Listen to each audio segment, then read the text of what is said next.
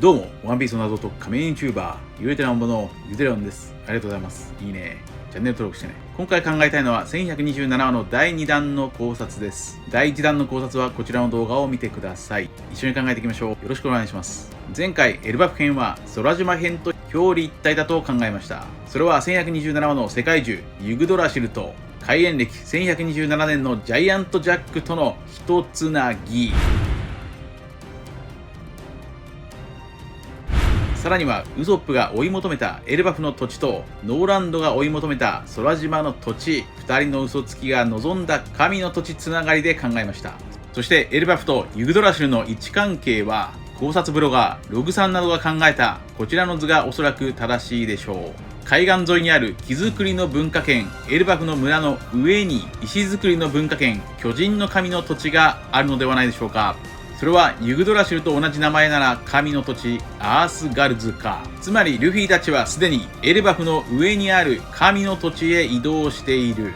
このヒントは1126話で描かれた聖地マリージョアへ移動できるゴンドラの話と、そして海賊島蜂の巣でピサロが手で入港させたデボンの船がヒントか。ピサロの巨大な手に持ち上げられて船は海賊島へ入港していました。この時カリブーは怪物にさらわれると騒いでいます。つまり同じようにサニー号も怪物に持ち上げられて移動したのか。もしもこの考察や前回の考察が正しいなら、サニー号を持ち上げてさらったのは空島の特急エビみたいな動物か。サニー号は巨人たちの船とロープで結ばれていましたから、もしもサニー号をさらったのが巨大なエビやカニなら、ハサミでロープを切ってさらえそうです。そんな空島の特急エビはメリー号をいきなり持ち上げて神の島アッパーヤードにある生贄の祭壇までメリー号ごと強引に運びました。つまりビッグステイン城にいるルフィたちは生贄なのか、いや生贄にされているのは姿が見えないチョッパーか。400年前生贄にされそうになっていた娘はムースという名前の女の子で、ムースとは鹿の名前です。古代より鹿は生贄として捧げられてきました。ちなみにカリブーも鹿の名前ですから黒ひげへの生贄か。トナカイも鹿の一種ですからチョッパーも生贄ポジションです。サンジ曰くチョッパーは非常食。デイビーバックファイト編でもチョッパーは生贄ポジションでした。そして空島の生贄の祭壇でもチョッパーは一人ぼっちになり、まるで生贄として捧げられたかのようでしたが、チョッパーは動物と喋れますからエルバフの巨大動物たちと最終的には仲良くなれるでしょう。そんな生贄の祭壇では400年前、太陽の神を信仰していました。そして1127話では新たに太陽神様という名前が登場しています。つまり400年前のジャヤと同じく太陽神様に捧げる生贄としてルフィたちはさらわれたのか。いや、そうではなく、ルフィもまた太陽神ですから、おそらくルフィたちは試されているのか。空島では特急エビにさらわれた後、神の試練が待ち受けていました。例えばルフィイコール太陽の神ニカとしての実力を誰かが試している。それはおそらくロキ王子か。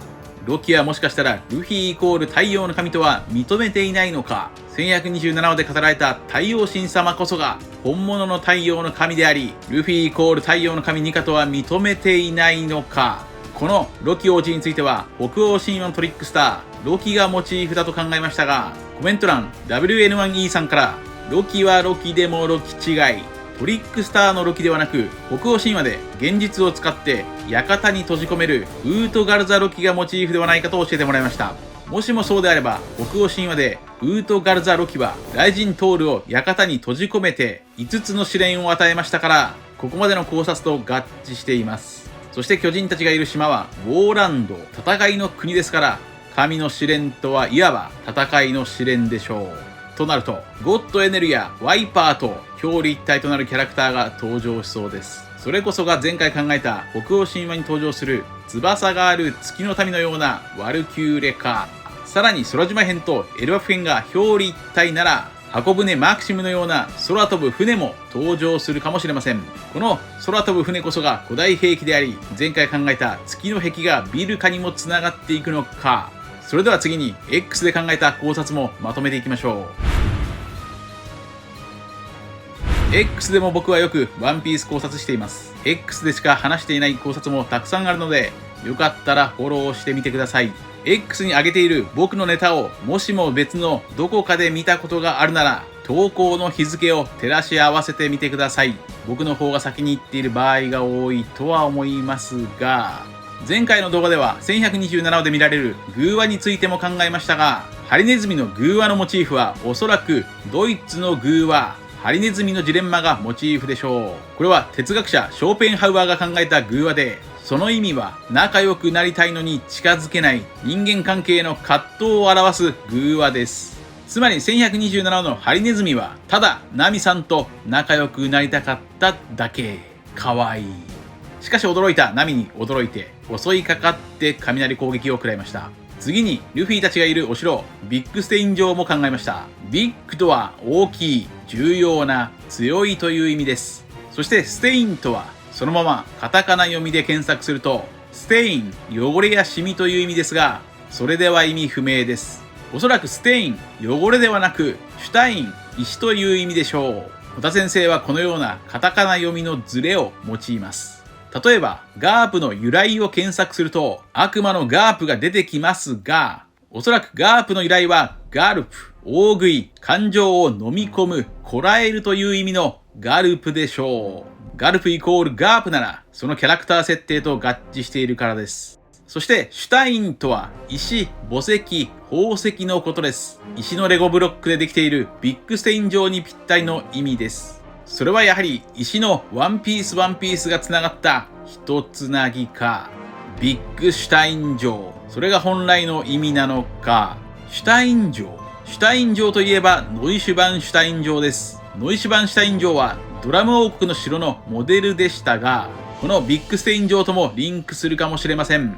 なぜならノイシュバンシュタイン城とは眠れる森の美女のモデルとなったお城だからです。1127には少しだけ眠れる森の美女を感じます。眠りから目覚めた美女ナミを攻撃してきたのが針で攻撃するミツバチ兵やハリネズミだったからです。眠れる森の美女でもオーロラ姫は糸車の針に刺されます。そんなビッグステイン城には旗が掲げられていますが、この旗のデザインとはつかもおぜ妊娠中、いやまるで惑星ワンピースの世界の地球儀のようなデザインとなっています。地球儀とは一つなぎ。なぜこのようなデザインなのか。エルバフの上層に住む神々たちとは世界の守護者なのか、それとも監視者なのか。それでは最後にワンピース最終章の構成も考えましょう。ワンピースは最終章に突入していますが、エルバフ編はしっかり始まりました。となると、ワンピース最終章の構成はおそらく起承転結の4部構成でしょう。起承転結の起がエッグヘッド編。起承転結の起は物語の始まりや前提の説明です。そして次の章がエルバフ編でしょう。起承転結の章とは起を拡大させたお話であり、最も重要なことが起きる場合や、さらなる問題定義がされる場合もあります。エルバフ編は起承転結の章となると、起承転結の天が最終戦争でしょうか。天とはつまり世界がひっくり返る。おそらく10年前の考察ブログでも言われているように、グランドラインの時局さえもひっくり返る。そしてさらに革命が起きるでしょう。革命とは英語でレボリューション。その語源は回転です。起承転結の転、それが回転、革命なのでしょう。そして最後の結とは結び、結ばれる。世界は一つに結ばれる。ワンピース最終章、起承転結の結で海に沈んだ大陸の断片、一つなぎの大地が浮かび上がるでしょう。なぜなら北欧神話では最終章ラグナロクで世界が浄化された後、海の中から沈んだ大地が浮かび上がると言います。リバース。バースとは歌声であり、バースとは大地、それは宝。一つなぎの大秘宝、滅ぼされた巨大な王国の跡地でしょう。それは空島でもヒントが登場しています。空島では黄金、つまり黄金鏡よりもバース、つまり大地こそが宝であると言われていました。それは一つなぎの大秘宝、ワンピースか。以上です。皆さんはどう思われましたか。ありがとうございました。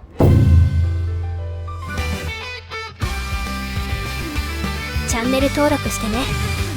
謎を解く鍵はより一体語呂合わせ最強はスープの理論に滑り倒すダジャレと音痴な歌。私の考察には敵が多すぎる。謎を解くゆでろゆでろ一緒に最後まで釈迦じゃないよ